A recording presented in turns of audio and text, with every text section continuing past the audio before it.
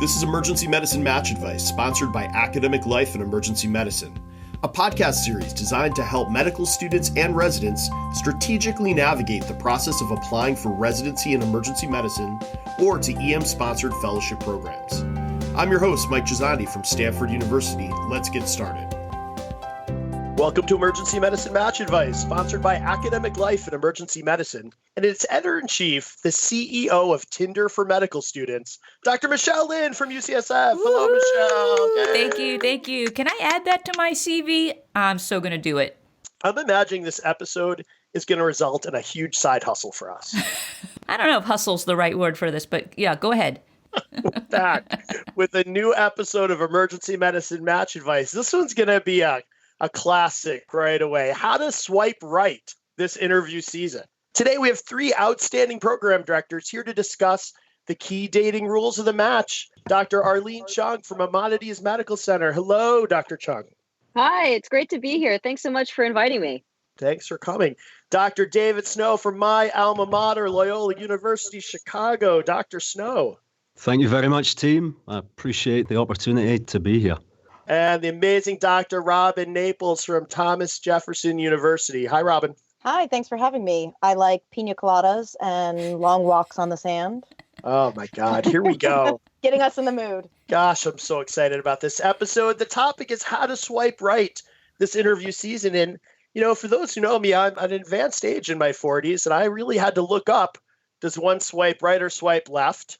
And I learned you swipe right if it's good. And that's what we're going to talk about. We're going to talk about the key dating terms, modern dating terms that relate to the match. And honestly, I just want all of our students to kind of go into the match with a fun sense of adventure, but follow some good dating rules that will end up being good professionalism rules as you go around the country meeting program directors and current residents on your interview days. So with that intro, we're going to get started. And the amazing Dr. Arlene Chung is obviously up first because she's going to tell us how to swipe right.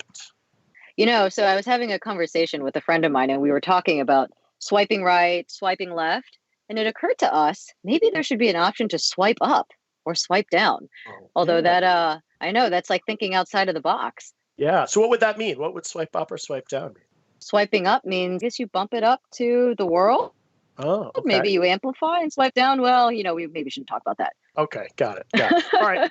Well, let's talk about swiping right during interview season. So I think there's two aspects of swiping right. First, the swipe right of where should students apply? How would they know which programs to apply to in AIRS? You know, so one of the things that I get asked almost, I feel like by every student that I interview is what makes a successful resident? My response is residents who are happy. And I think a lot of that is fit and finding a program that really works for you. For most students, it's actually, you know, you can pin it down into some pretty broad categories. Geography is a really big one. So for most people, where they match plays a big influence in how happy they'll be. For some people, it means being close to family. For some people, it means being far from family, whatever tends to entice them to a particular region of the country. So that's one way to take a look at which programs to apply to. Another way to look at it is sort of how big is the program? Are they a brand new program with just 6 residents a year? Have they been kicking around for a long time and have 25 residents per class? Each of those programs will have different cultures and different vibes. And for some students, one is better than the other for a fit. And then lastly, I think the other broad category to maybe consider as far as which programs might be a good fit is just what kind of interest do you have? Are you interested in global health? Are you interested in ultrasound? Are you interested in critical care? And maybe take a look at which programs within, say, a specific geographic region really speak to you in that focus. All right. So our students tend to over-apply. We are taping this episode on October 1st. The MSPEs or Dean's Letters were released just this morning. And I have firsthand knowledge that all of the students who listen to our program regularly over-applied. How many programs should they have applied to? What is the right number of programs for an average medical student in emergency medicine, in your opinion? I think maybe the key word here when considering the number of programs to apply to is the word average, or basically considering what type of student you are. Certainly, I think the number will vary a little bit depending on how strong your application is. But I would say for the average medical student, consider about 30 programs to apply to as a starting point. Yeah, friends of the show say a number of 30 as a max for average students. So I'm glad that you're of the same advice. Now, so they applied to 30. They're going to get many more interviews, perhaps than they need. We say on this show certainly that the sage wisdom is 12 is probably the max that you need to have if you're an average student to be able to match well in emergency medicine. So if they over apply, they get too many interviews, they're going to have to swipe right again to try to pare down their list. So what other program characteristics can help drive the decision to go from perhaps 20 interview offers down to 12? Now, certainly, it's always a happy position to have more interview offers than fewer interview offers. So props to you, whoever is in that lucky position. I think maybe taking a deeper dive into those programs who haven't offered you an interview. There are a couple ways to do this. You can take a look at their websites, their Insta, their Twitter, their profiles. Another good resource to maybe tap to get a sense of the culture might be recent alumni from your medical school who have gone there. And maybe not even just that previous year, but over the last few years. Maybe there have been people from your school who have gone on and matched at that program, and they may have some really great insights for you. Another really good resource that almost every medical student will have, of course, is your student advisor, who should be able to give you any additional insights that may not be immediately obvious when you're doing the research on your own, as far as trying to figure out the fit for you. So this feels like more of a deep dive process than perhaps swiping left and swiping right really refer to, right? So maybe what you're getting at is that personality matters. Does that mean what you're getting at? I don't know. Yeah. It's all about finding the right fit, right? Fit. What kind of people do you jive with? So how about we'll close this section with one other quick piece of advice that you'd like to share for the students who are bravely heading out to interview season. The one piece of advice I give them all is really just spend time with the residents. As many opportunities as you can get to hang out with the residents at that program, I would 100% take them, because think about it. These are the people who you're going to be spending the next 3 or 4 years with, maybe. And do you see yourself hanging out with them and being friends with them and leaning on them for support and vice versa? I think those are really important questions. So whether that is going to a dinner that's before or after the interview day, or finding other opportunities to spend time with the residents in that program, I think that's really important. Yeah, it's dinner or movie, right? We're dating. Are you going to live with me for 3 or 4 years, right? That's the whole point of this episode. 3 or 4 years is an eternity in New York City, which is where I'm based. All right, we're going to leave the very positive swiping right, and we're going to turn to Dr. David Snow for a little bit of the discussion of red flags on interview day. Now we've got to talk about the discerning student who has to swipe left. What does it mean to swipe left, Dr. Snow? So as I've learned through personal experience, I think it's okay to be swiped left on. You learn to deal with that. I don't have too much of a complex about that, but I think it's completely okay to swipe left on a program. That shows that you've really done your research and figured out what's important to you, and you've stayed in touch with some of the visceral feelings, some of the data points that are coming at you. But thinking through the process, I think one of the more overused terms during recruitment season is to trust your gut. And I think it's still one of the better pieces of advice that we can throw out there. But to trust your gut, I think it needs to be a functioning gut. There's a medical terminology there. So you need to be very receptive to the emotions of the day, the data that's coming at you, the stimuli that you're surrounded by. So I think as you start to think about what the red flags might be, essentially you're asking yourself, what are some of the important things that I need to be aware of? And then how do those spin out into the red flags themselves? So there are 3 big things that I think any applicant needs to be aware of as they're approaching the interview day. You know, the obvious one, do they like the people? Do they feel like they fit in? Do they trust the program director? And by that, I mean, do they think the PD is going to be an advocate for them? Are they going to listen to their voice? Are they going to get you the job that you want? And then thirdly, do you believe in the mission or the direction as laid out by the chair and the program director? So working through those, I feel like I can make it even simpler when I'm talking to potential EM residents and say, to figure out if you like the people or if you fit in, then you have to make every single attempt possible to go to the pre-interview dinner. And even if it doesn't quite fit with your schedule, even if it means you might show up 30 minutes late, you have to go. It remains one of the best times to get some information about the residents, how they interact together. Are they happy? They're there and they're happy. They truly are happy. The later you go in the interview season, if they seem happy, they're even happier than they seem because they've been doing it for a few months. But bottom line is that I feel like you have to attend the pre-interview event. and then thinking through whether you trust the program director. Again, talking to the residents, getting their advice on how they feel like they've influenced the program is a big deal. But then on the day, just listening to them and that visceral feeling of whether you trust what they're saying. And it usually comes at the beginning of the day.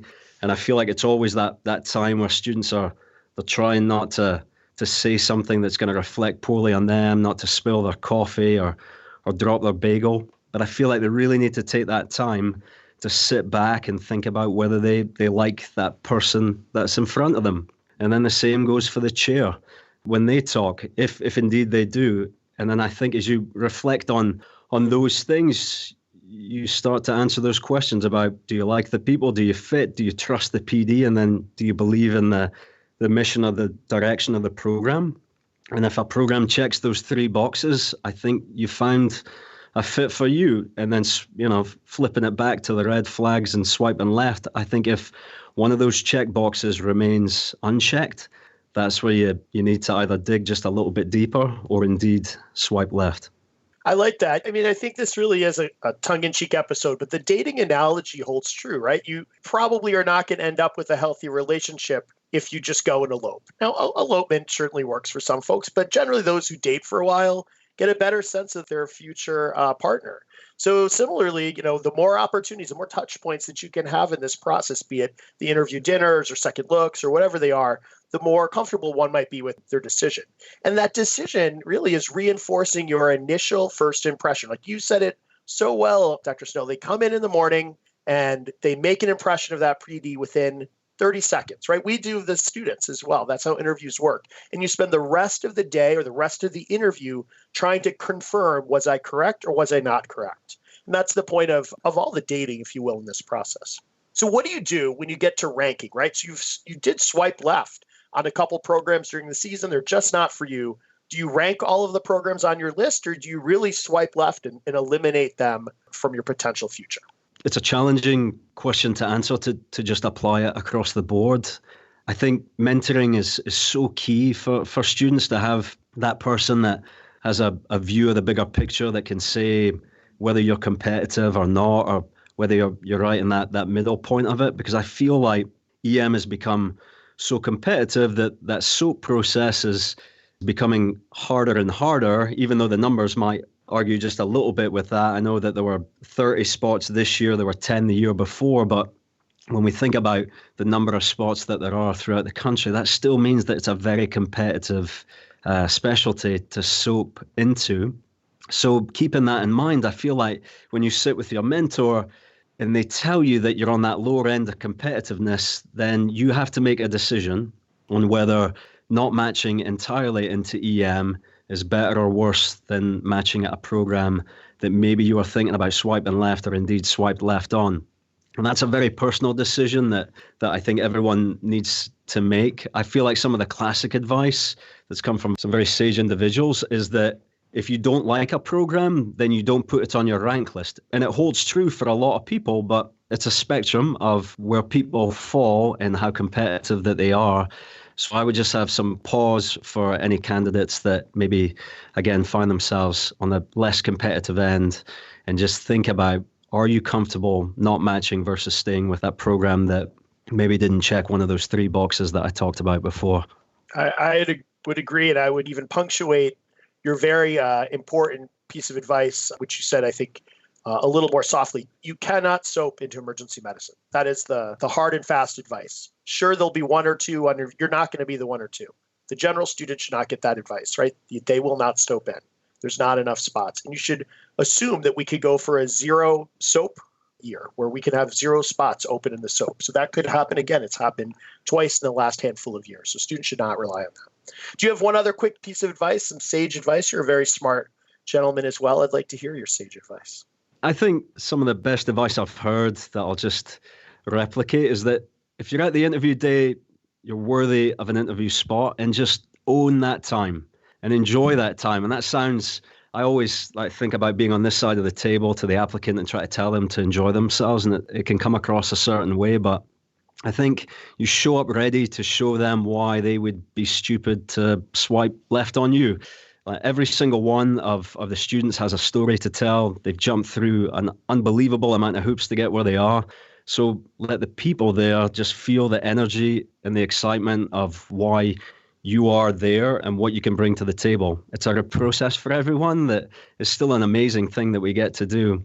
But I feel like it's so enjoyable if you take that approach for every interview day, and people are going to respond positively to it. All right. Well, I have been looking forward to Dr. Robin Naples and this segment of this episode for months since we thought it up, because Dr. Naples is very cool and she knows all of the modern dating terms. And what we're going to do is play a little game. I am going to say a modern dating term, and she is going to tell me how that plays itself out in the electronic residency application service and the NRMP, the matching process. So you ready, Dr. Naples? Here we go. I am ready. All right. Bring it on. Ghosting. So I think ghosting is probably the most ubiquitous term, at least for those of a certain generation that has not gone through the swipe left, swipe right process. So ghosting is the idea that you get an interview and then you never respond. That interview broker spot or that spot in the ERAS interview process just remains open and you never decline or accept it, and you're in this limbo. The other alternative is when the program reaches out to you, whether it be a chief resident or one of the program leadership, to say, we're really interested in you, and you never respond. And they kind of just figure you've lost interest after a while. And I think, I was speaking with my program coordinator who's been doing this for 20 some years. So she had a lot of anecdotes and sage advice herself. But we were talking about some of the things even most recently in which this has happened. And so I'll have a lot of anecdotes and almost like first date personal experiences with this section. But we had a resident who signed up for an interview and didn't show. And we tried repeatedly calling him throughout the interview day and were never able to get through. He could have been dead in a ditch in Philadelphia. He could have been dead in a ditch. He should have called his mom Philly and is very dad. safe. Yes. Yeah. But it was very unusual. Yeah. And so finally he got back to us at the very end of the day and said, I'm sorry, I was at a different interview, but I'm interested in your program. I'd like to interview with you. And so we scheduled him for another interview, and then he didn't show up the second time either. What? And so there's got to be a beyond extreme ghosting. Extreme ghosting. That's Yes, exactly what I was extreme thinking. ghosting. All right. Yes. I'm going to make this a checklist. So yes, I've been ghosted by a student before. All right. Yes. Ghost busting. What is ghost busting? So ghost busting, I think, is more common that we see. And this is the applicant who just keeps coming at you. So they send you the thank you email, which is very common. And as a program director, you say, yes, it was very nice meeting you. End, right? And then they almost respond and say, well, thank you for sending me a thank you. And maybe they add a question. And so you say, great, appreciated meeting you. Here's the answer. And you think, good luck in the match. That's how you close it. To say, okay, we're done. And then they respond again and say, thank you so much for your response. And it's that idea that you're trying to terminate what is an appropriate professional conversation, thinking of the typical boundaries of these kind of communications. And the applicant just keeps sending email after email after email and won't let you out. Yeah, there's definitely a line that could be crossed with being overfamiliar in general, but certainly doing so in the conversation that never ends by email. So, yes, I've been ghost busted by a student as well. All right, so check one, check two. I've got like 150 of these terms, by the way. So you just throw your feet up on the desk. Let's get ready. Catch and release. So catch and release is that idea where the applicant is aggressively emailing you about how your program is so fantastic and they haven't heard from you and when are they going to hear from you. And then once you send them the interview date or you release an interview option for them, you never hear from them again. So they're very aggressive at the beginning. And then once you show them that, sure, absolutely, we would love to meet you and interview you, they never come back. The one group of people who I think get some latitude in this, that I don't consider this catch and release in this specific group, is the couples matching person, where they might really be trying to get into your area. And I see this a lot. Philadelphia is very dense in residency programs. And so you'll get an email saying, I'm couples matching, I'm really trying to get in this area. I'm couples matching, I'm really trying to get in this area. And then their spouse never ends up getting any interviews. And then they're like, oh, nope, never mind, sorry. So that group, I will somewhat give a little bit of flexibility or So the couples match group is the group that I think has legitimacy to this aggressive approach and then maybe having to pull out and say, I'm sorry, it turns out that I can't. But it's that communication of, I was really interested. Now, because of extenuating circumstances, I can't participate in this interview, or it's no longer financially feasible for me, as opposed to just never communicating again. So, Dr. Naples, this is a family program, and it's a dating episode. The dating the couple. I mean, we're not gonna go into that bank of questions, though I have some words. This is a family program. All right, let's keep going. Breadcrumbing. What is breadcrumbing? So breadcrumbing is my favorite. And I had mentioned that I am in Philadelphia, so there are a lot of programs in a pretty dense area. And so the program directors, we all know each other pretty well. And so breadcrumbing is the idea that the applicant contacts multiple programs saying, you're my number one, or my favorite is, you're in my top three. Well, I know now I'm not your top one because you would have said that. You're being coy, to put a dating term in there. So the applicant really should understand that programs talk. And so if you send everybody in an area, you're my number one, chances are we're going to know that you're doing that because we compare notes. But also there's some disingenuity when you are constantly telling everybody you're my top, but we're not. And so that leading along programs is not the best. And also EM is a small world. So I remember the names of people who sent me the You're My Number One program, and they were in rank to match position and they went somewhere else. I know for 100% certainty that I was not their number one. And those names stick with you. And applicants should recognize that while EM is a very gracious and welcoming community, it's also a small one. Chances are you'll see people again. Yeah, I mean, I have this mental image that all the program directors sit at the same cafeteria table. And if you invite them all out for a date, they're going to compare notes. I see where you're going with that for sure. So I 100% have been breadcrumbed, apparently. But have I been kitten fished? What is kitten fishing? So I feel pretty confident that you've been kitten fished. So kitten fishing is the idea that you just stretch the tooth a little bit. The real dating equivalent is when you go on a first date and she tells you she's a doctor, but really she's just pre-med. So she's going to be in the medical field, but she's exaggerated a little bit. Kitten fishing is that idea the applicant says how they did this amazing research, and then you ask them about the process, and they can't really say because maybe they weren't as involved as they think.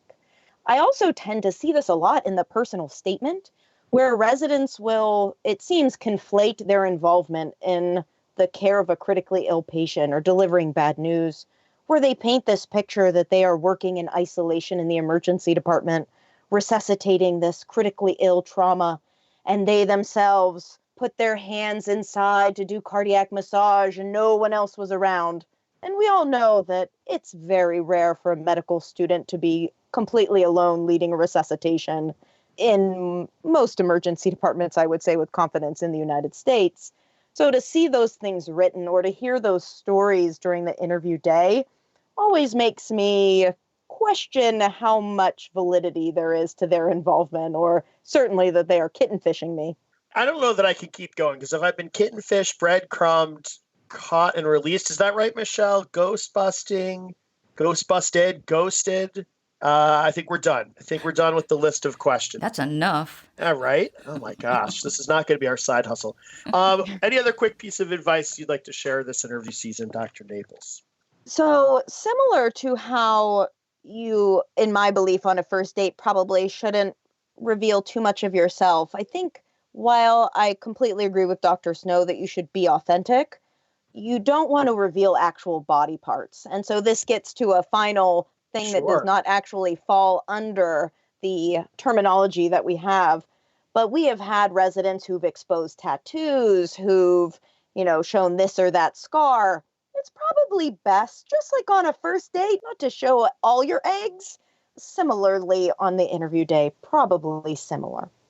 Oh my gosh, this is the best episode we've ever taped, Michelle. All right. I've been on mute and giggling the whole time. The whole time. I know. Oh my gosh. All right, Michelle, I'm going to turn it over to you because I know this episode has created a lot of questions, probably more questions than answers. Yeah. If we were to quote the fine senator from Florida. Well, yeah, I'm listening to all of these great responses, and I think students in general, if you've picked up on different episodes, I think in a way we have covered a lot of these issues about ghosting and catch and release and how not to upset a program director. But I'm more interested in the idea of how do you swipe right or left on a program coming from an applicant, because I think programs can very easily hide, the crazy Uncle Kevin in the corner. They don't show him on interview day. They can hide a lot of things to look like the perfect program. And I think many students have this problem of, gosh, I want to swipe right on all of these. How do I get at least one program so that I can just swipe left, get it off my list? And I'm wondering if any of you with your maybe mentor hats on have any advice, any sage advice on how students can identify such potential pathology or mismatches in personality. So one piece of sage advice that I have for our students with regards to this process of how to swipe right or swipe left might be, this applies just as much in online dating as it does in the match process, and that's check your references, right? The more dirt that you can dig up about a person, or in this case, a program, can help you. And so try not to rely just on a single source. Like, sure, the website can be really helpful with regards to their block schedule, but they're probably not going to show that crazy Uncle Sam front and center on their website. So the more different ways that you can go in and find stuff out about the program, again, any alumni from your medical school who may have gone there, maybe some residents who you've met out and about, whether that's at ACEP or SAM or any of the other EM conferences, or even your advisor or other program directors who you may have gotten to know over the course of your medical school training. All of these people and places and resources can help you essentially do your own Google search about this person, or in this case, this program. That's awesome. I love that idea. And I think if you do a 360 deep dive into each of these programs, I think some of the dirt comes out. But what I do recommend to a lot of my advisees is, because you have applied to so many programs, it's hard to keep track of all these and your gut feelings. And so that you don't form like a gut ileus in a way. Keeping a journal, I think, would be great about some of the transactions or the experiences, the interactions, with your interview day, I think would be extremely helpful as you get down to rank day in February, I believe, and trying to help you decide which goes above which. Yeah, I go back to a great piece of advice that we got on an episode many years ago from then program director, Dr. Selter at Cincinnati. He said, the program where you walk outside and call your loved one and you say, this is the one, like that's the one, right? That's your swipe right moment. And I've gone on to make that the go take a selfie when you walk outside. Like, take a little selfie. You're smiling. You're really smiling. You're not really that much happy. You're not smiling. You're kind of frowning. Or you take a little video of yourself talking about it. And, a couple months later, you can look at yourself in the mirror, so to speak, and you'll know which one is the one for you. So I like that. I love that. All right. Well, the dating episode is over. Let's get on to my favorite part of the program, and that's the Tell Me Something I Don't Know About Your Program commercial. Yes. And this is going to be a fun episode to hear some things about 3 really great programs. So Dr. Arlene Chung, tell me something I don't know about Maimonides Medical Center in New York. Well, so Maimonides, and for those students listening, I will not be offended if you come up with about a dozen creative ways to pronounce the place. But Maimonides we're a 3-year community-based program in the heart of Brooklyn, New York. And generally speaking, we pride ourselves on delivering a robust pre-hospital experience, a critical care experience, an ultrasound experience. But the fun fact that I have to share with you, Mike, is that for the last 2 years, our residents have been the only emergency medicine residents who have gone on to help staff the medical team at Burning Man, that crazy annual event that happens out in the desert.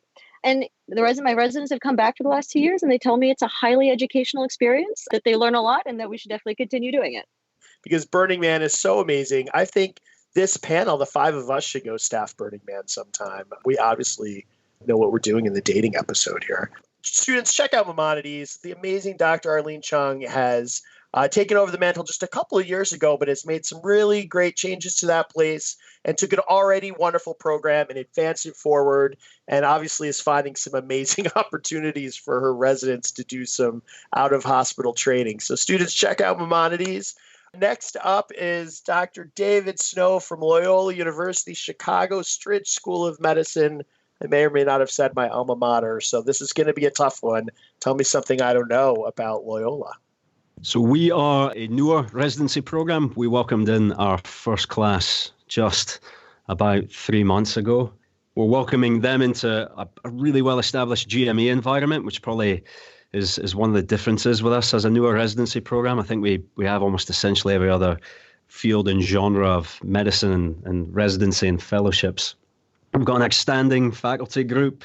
Our class is off to a great start. A sick patient population, really a quaternary care population in what is a truly untapped EM residency environment. So it's one of those rare environments that I don't think there's going to be many left in the country. So if you want to be part of the foundation of a residency, the legacy, then I look forward to hearing from you. You just have to figure out whether kitten fishing you or not, which is a new term for me. I learned so much today, so I appreciate it. Oh my gosh. Dr. Snow, I feel really bad that all the Jesuit deans who are listening to this episode and your EM Match Advice premieres is on the kitten fishing and breadcrumbing episode. But so is the luck of the draw. And, luck of the draw, I think you are doing an amazing job there. I'm really proud of my alma mater to have finally embraced emergency medicine residency and couldn't be happier that you're at the helm. I remember fondly my time there as a student. It's in the western suburbs of Chicago, and I saw some index cases I've never seen again in my medical career. So a wonderful place to learn and train. Students, check out the brand new Loyola program. And we're going to close with, oh my gosh, Dr. Naples, that was the best interview I've ever done. So thank you for being such a good sport and telling me something I don't know about the amazing Jefferson Medical College. So something that you probably won't find on any of our websites is that with the unfortunate closure of Hahnemann Hospital, which was a mile away from Jefferson Center City campus, we went from a 39 resident program seeing 65,000 patients a year to a 51 resident program seeing 85,000 patients per year. So we have not updated any of our websites to really reflect how quickly our dynamic in our program has been able to morph into something to serve the community and the learners and residents in our area. So that's probably the thing that's probably going to be hardest to find out about us. A fun fact is that one of our design faculty, named Dr. Bonku, is a member of a TNT show called Chasing the Cure. So we truly have Hollywood stars and are a who's who of emergency medicine and TNT evening programming at Thomas Jefferson. Oh my gosh, you're name dropping Dr. Koo, and you can name drop because my gosh, your faculty is so amazing with such national stars, yourself included, Dimitri and Anna Marie and Risa, and just so many wonderful friends at Jefferson. And I'm really excited to come and visit you guys in a couple of weeks as well, where I'm going to learn a whole lot more.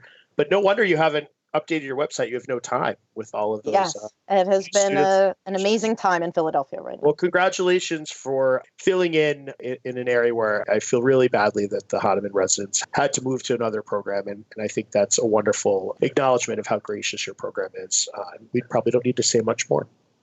So, Michelle, thanks for having us for this crazy episode. Deans at Loyola, please forgive Dr. Snow. And with that, I'll wish all the students a happy dating season as they head off on the interview trail. Thanks, everybody. Thanks, Mike. Thank you. Thank you. Thanks for joining us for this episode of Emergency Medicine Match Advice. You can view any of our episodes for free on Allium's YouTube channel, or if you prefer, listen to the episodes as Allium podcasts on SoundCloud. Also, check out summaries of our episodes as blog posts on Allium.com and in the publication A User's Guide to the Allium EM Match Advice series in the June 2017 issue of the Western Journal of Emergency Medicine. We love to hear from our listeners. Post your questions or comments for any of our episodes on Allium.com. Thanks for joining us.